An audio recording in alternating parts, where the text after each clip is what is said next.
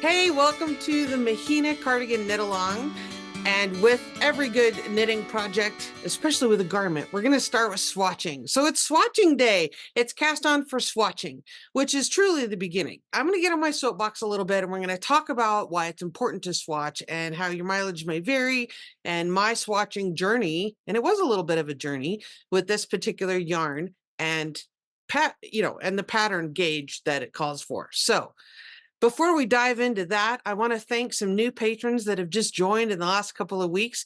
We have 6 new people, and I'm very grateful because patrons are what keeps this content coming each and every week. So big thank you and a shout out to Kelly, Desiree, Kathy, Lori, Amy, and Judith. Thanks so much for joining the Purl Together Patreon community. If you're interested to see what I'm offering for your small monthly pledge, you can head over to patreon.com/Purl Together and you can get all the details over there. Some of that includes patron-only knit night, discounts on events and classes, patron-only videos, things like that. So go check it out. Actually, watch the video first, then go check it out. Okay, there'll be a link at the end as well as a link in the video description down below.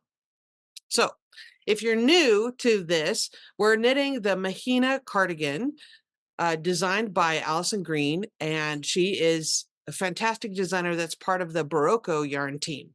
So Barocco was kind enough to send me the yarn for this, so I'm really excited. I'm using Barocco Renew, which the links for everything will be down below in the video description, so I don't have to keep saying that. Okay, so the first thing we're going to do is decide how many stitches we want to cast on for the swatch in order to adequately test our gauge. So if the pattern calls for 19 stitches over the course of 4 inches or 10 centimeters, then I'm going to want to at least cast on 38 because I need to have a good piece of fabric to measure with.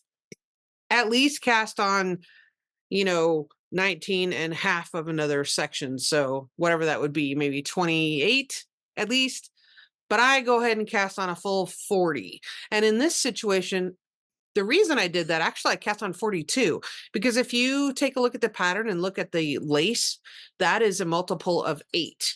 And I wanted to be able to have an opportunity to knit through the lace pattern a couple of times, at least, a good section of lace, just so I can get familiar with that before I'm actually doing it on the sweater and see if there was any troubleshooting problems or if I have any questions.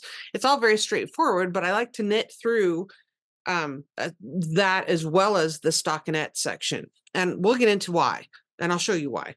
But if you do that, then you'll have a good idea of how the lace is going to go for you if you need help learning to read a chart or you want to see how it's going to open up and look. So for mine, I cast on 42 so that I would have an even number of a multiple of 8 with an even number. And then I just wanted 1 stitch on either side. So that's how I came up with that. You do that too if you want. Or you could do 37, or you get the point. You could do 34 if you don't feel like you need 5 repeats of the lace. But what happened when I did that was it makes a large enough piece of fabric that I can measure in different places to verify the gauge I'm getting. So mine is good sized. My swatch here, I'll hold it right here because then you can see the lace. Isn't it pretty? It's really nice. And you'll see a line right here, and I'm going to explain that more in depth.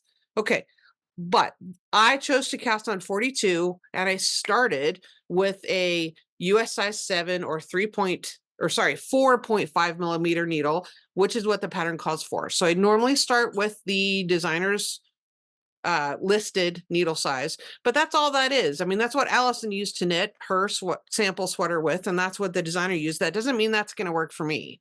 And in fact, it did not. So we'll get into my swatching journey and how your mileage may vary and what you can do to mitigate that and make sure that you're spot on gauge before we actually cast on the Mahina cardigan. Okay, let's dive into it. Okay, here we go with my special swatching cast on.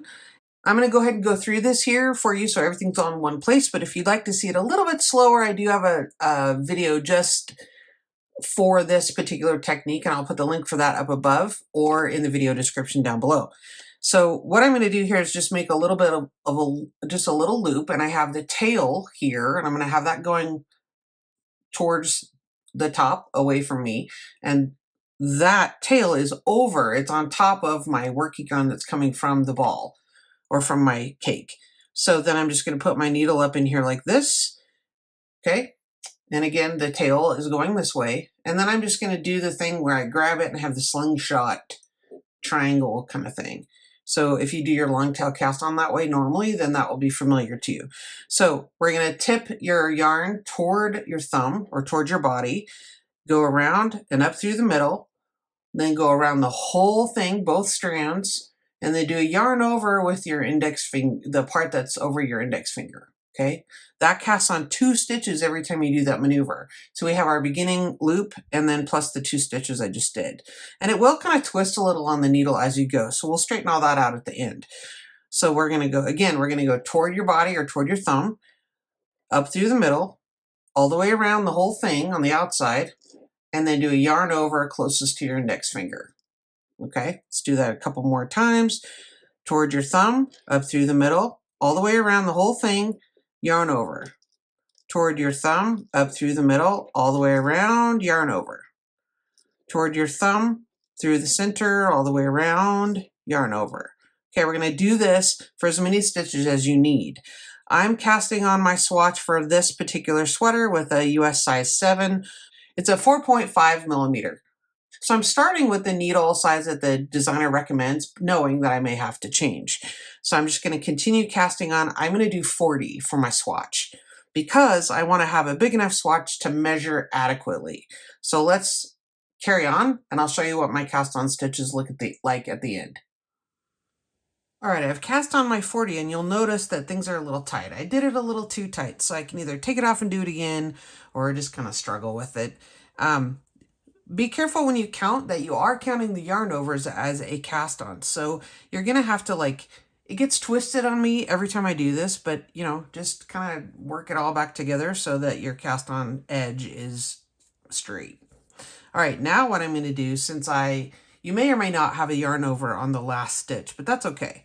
So what I'm going to do now is here's my tail. I'm going to pinch this to keep everything solid where it is. And I'm just going to turn my needle so that I have my tail here again, which I'm going to tuck forward, because when I do my first knit stitch, I want to bring the working yarn up and trap that underneath. So I'm going to move my ball of yarn over here. And also, a quick note on the ball of yarn, I like to pull from the center on these so it doesn't roll around. And you can fish around. It's easy enough to find the center. It's likely that the outside will be tucked in there as well. But I haven't really had too much of a problem with the yarn barfing situation. So I'm going to just start knitting back and forth. And I'm going to knit and first one row and purl because I want to make stockinette stitch as we will be for our sweater. So the whole point of this is to make a swatch that's representative of the fabric of your sweater. Okay, so once you've got that cast on going, all you're going to do is simply knit back and forth, knit a row, purl a row, and just create a stockinette, kind of a square. Actually, knit a couple inches and then measure. And I'll use mine as an example and I'll show you what happened. Okay, I finished my swatch and it's looking pretty good. Let me show you how we're going to end this and bind it off, which isn't really a bind off, but I'm going to show you what we're going to do so that we don't distort any of these stitches like with any kind of bind off really. So I'm just going to cut a tail here that would be long enough to reach across and then add a little. And I'm just going to trim that. Then I'm going to thread my darning needle. And I'm just going to run this through the stitches so that I can have live stitches that aren't distorted for the purpose of being representational of how these stitches would be live in a finished sweater.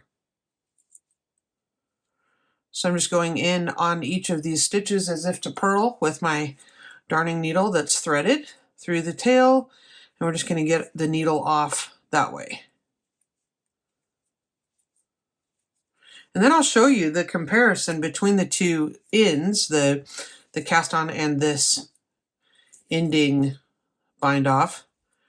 And this is all really easy to pull out too. If you end up needing to use your swatch, this is easy enough to just you know, pull out this tail from the stitches going this way and then unravel your swatch if you need to. And yes, you can do that even after it's blocked. You can use this yarn if you need to, or if you don't, you know, want to save it as a representation of your project or whatever. But so I'm going to do this, and then we're going to block it, and then we're going to do a little analysis on the swatch. So I'm just pulling that all the way through, and then I'm going to, you know, pull this back so it's not scrunched and it's not stressed at all. So I want this to be kind of, you know, representational of how this is going to be. So you can see that that's all the stitches are live on that little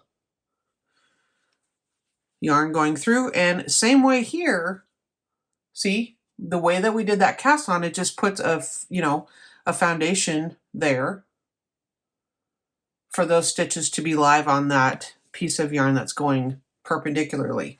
The first thing I'm going to do before I block this, though, the first thing I'm going to do is I'm going to measure this. Now, I started out with a certain size needle, which was the US 7 or a 4.5 millimeter needle that the pattern calls for. And I knitted a, you know, couple inches here. And then I thought, well, it seemed a little bit dense. Like I wasn't going to be getting gauge. So I switched, and that's this line right here is my denoting, this is where I changed needle sizes to, I changed a needle size up because I had too many stitches in this one. So if I want to make stitches bigger and fewer per inch, so I'm going to go up a needle size to make bigger stitches and fewer per inch. So that's what's represented here. So let's go ahead and count this because I want to write this down. I haven't used this yarn before, the Barocco Renew, and so I don't know how much it's going to bloom when I block it. So what I like to do to measure, I don't really like to use those stitch gauges with the windows because I feel like that doesn't give you enough. It's only 2 inches or even 1 inch on some of the smaller ones. But what I want to do is, I don't use the end of the ruler either because it's curved. You know, it's like a little rounded and kind of a little jacked up. So I'm going to use my needle to point with, and I'm going to start on the 1. And I'm going to place that, here let's zoom in a little more. So I'm going to place this 1 inch line on the left edge of a stitch column. So if I start on this 1 inch mark right here, I'm going to count my stitches going across. I'm going to count the V's. And I use this needle to keep track of where I'm at, so my eyes don't get wonky. And I start counting upside down V's instead of right side up V's. So I'm going to go 1, 2, 3, 4, 5, 6, 7, 8, 9, 10, 11, or really like 10 and a half for 2 inches. But I don't like to stop there. Okay. I like to stop on a full inch. When I get to a full inch and a full stitch, that's when I count. So that's 11, 12, 13, 14, 15, 16, 17, 18, 19, 20, 21. So I'm over here and you can't see it.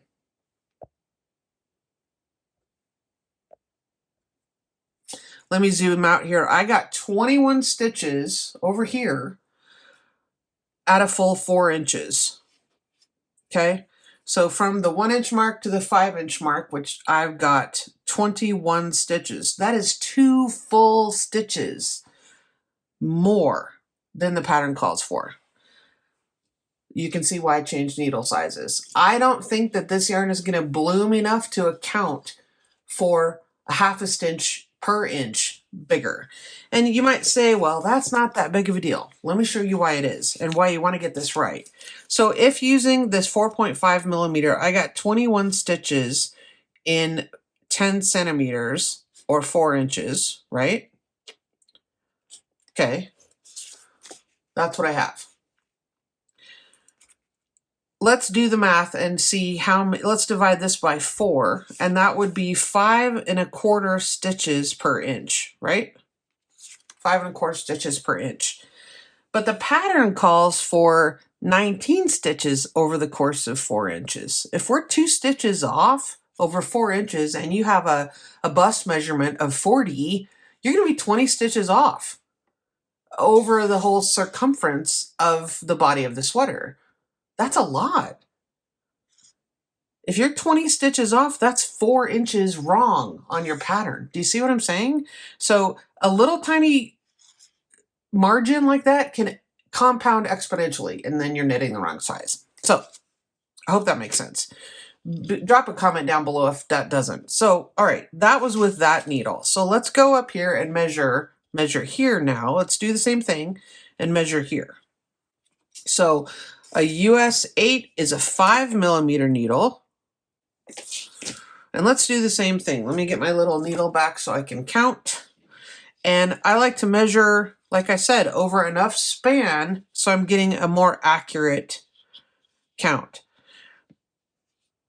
All right, and again, we're gonna start over here with the 1 right on the edge of this stitch column, and we're gonna count 1, 2, 3, 4, 5, 6, 7, 8, 9, 10, 11, 12, 13, 14, 15, 16, 17, 18, 19, 20, 20.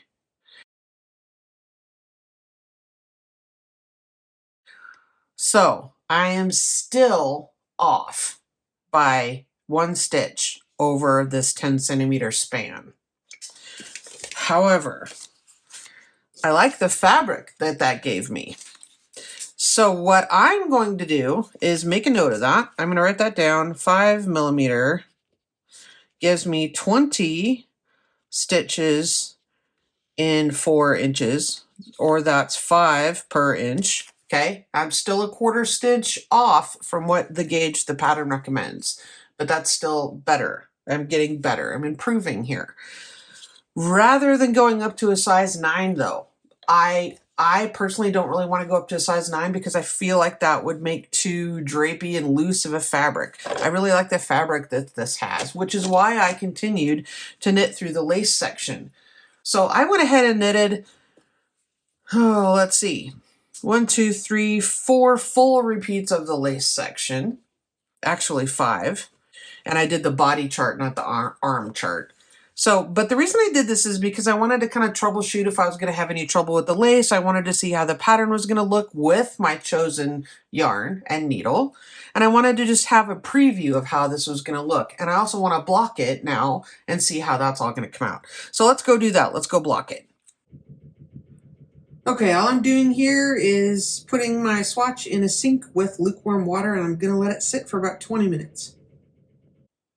Okay, I've pinned out my swatch after I just rolled it up in a hand towel and squeezed the water out, and I've pinned it out now to be roughly the dimensions I think it will be based on my stitch gauge. So if I have, 5 stitches per inch and I have 40 stitches here, then that's going to be roughly 8-ish inches. And I just wanted to see how the lace was going to open up here as well. So then I'm going to let it dry, and I'm going to see how much it's bloomed.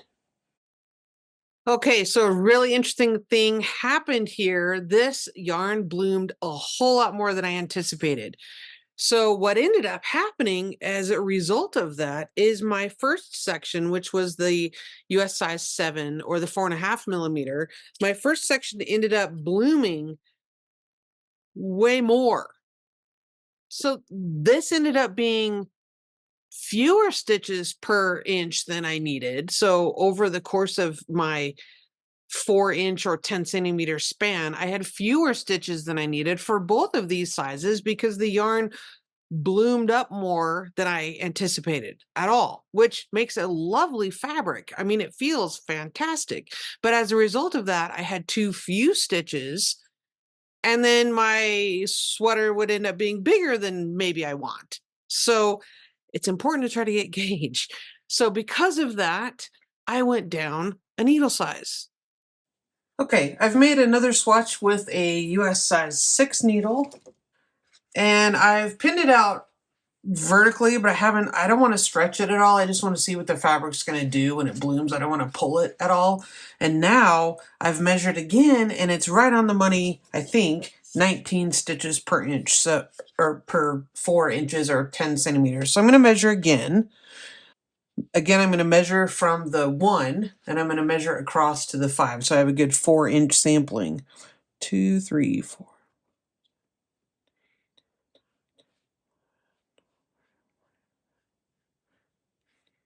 19. to on the button. There's my 4 inches. There's 19 stitches between there. So that's fantastic. I'm happy with that. So some people would argue my first swatch lied, but it didn't really. I did not anticipate that this yarn would bloom to that extent. So that's the value of swatching. So I can certainly use these swatches again if I need to, but I've gotten the information that I need, and that's amazing. So I'm really happy about that. Okay. So as you saw, I decided I'm going to decide to go with this smaller swatch. Well, it's only smaller in that I didn't do the lace on this as well. But this for me is going to work out really well, even after it finished drying. Like I said, the yarn bloomed more than I expected it to. And it's just, it feels lovely. I mean, that tiny bit of cashmere just gives it that little extra lovely feeling. So I am super happy with this. I hope you found this video helpful. Subscribe because you want to have updates whenever the next video comes out. So we're going to spend this week swatching, washing, blocking. So now that these are dry, if I end up needing to use this yarn, I totally can, because I've also not bound off really, like I said, I just wove this in through, and you can see how that's, yeah, I can totally take this out if I ended up needing it. I used 29 grams for this large swatch, and I don't think I weighed this one yet. So, I did use up probably 2/3 to 3/4 of one of the Barocco balls, but I ordered enough and it's worth it. And like I said, I can take this out if I need to. Otherwise, it's going to, go in my project file for what I did. And now I have this reference. And because I've written down what I did, I know if I use this yarn again, I know better where to start. Now, let's say it's 3 years from now when I use this yarn again. Probably won't be that long because I love it. However, your tension and your gauge changes over time. So be aware of that. But I may not need to do quite an extensive of a swatch next time. So write everything down. If you don't want to write it down and keep a hard, a paper journal of your projects, put it in Ravelry. Put it in Ravelry in your notes of your project. I would love to see your swatches and hear your swatching experience over in the Facebook group, in the Ravelry group. Tag me on Instagram. We're going to set up some little prizes for this knit along. So fantastic. Thanks for watching. I'd love to see your work. Let me know how it goes for you.